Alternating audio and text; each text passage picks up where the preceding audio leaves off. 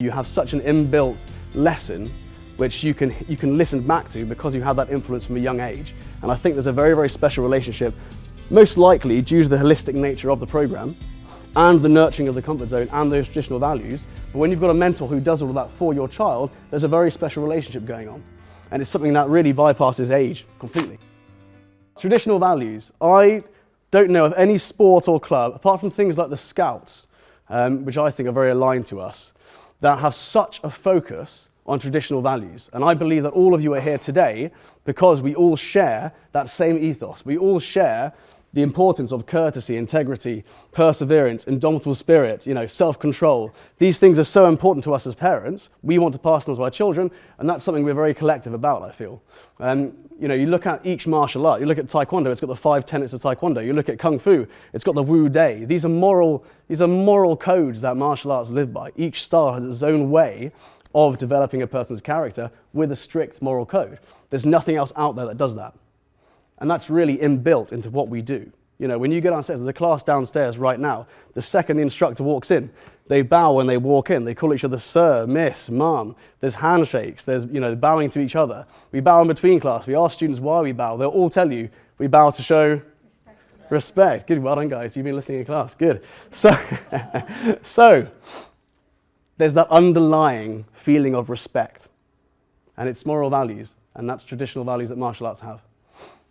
The nurturing of the comfort zone. When you want to try and help a child grow, you have to encourage them to leave their comfort zone. They will not grow by staying completely still. And I've seen this go, a coach take this the wrong way or not take it far enough. Either they don't push the child enough when they're ready to be pushed, or they push them too much and they're put off straight away. So really there's this real sweet spot called the optimum performance zone, where you've got to try and encourage a child to leave the comfort zone. And I believe the Warrior Method has cracked that because of our focus on community, which I'm going to go through in a second. Self-development within a community. If you look at other things like underwater knitting, hockey, dance, whatever, so often it's a team sport. But with martial arts, you feel like you're in a team, but it's self-development. You're working on yourself. So it's very unique. We've got a lot of children who come to us and they're not picked for the team at school, but in martial arts they feel like they're always picked for a team because they're working on themselves. So it's self-development in that team setting. Finally, guys, or not finally, but next point, a holistic, all-encompassing solution, the physical and the mental. So when we look at martial arts and we look at character development especially, we're not just looking at the technique, we're looking at the physical or physical fitness. We're looking at black belt behavior. We're looking at concentration, confidence. We're looking at all these different things that make up the character, and that's what our focus is. So there's this holistic way that we encompass everything together. We try and develop the whole person, and I think that's quite rare, and that's why martial arts is certainly a way forward for character development.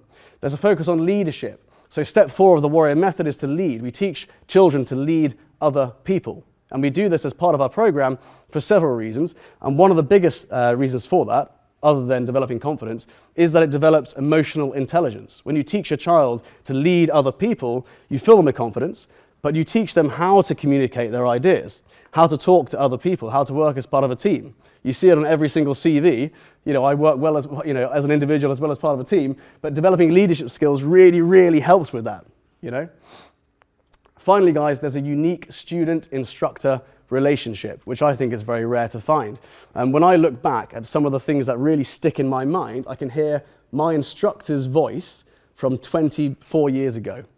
And that's just bizarre, I think. I don't know many sports or classes where you have such an inbuilt lesson which you can listen back to because you have that influence from a young age. And I think there's a very, very special relationship, most likely due to the holistic nature of the program and the nurturing of the comfort zone and those traditional values. But when you've got a mentor who does all of that for your child, there's a very special relationship going on. And it's something that really bypasses age completely.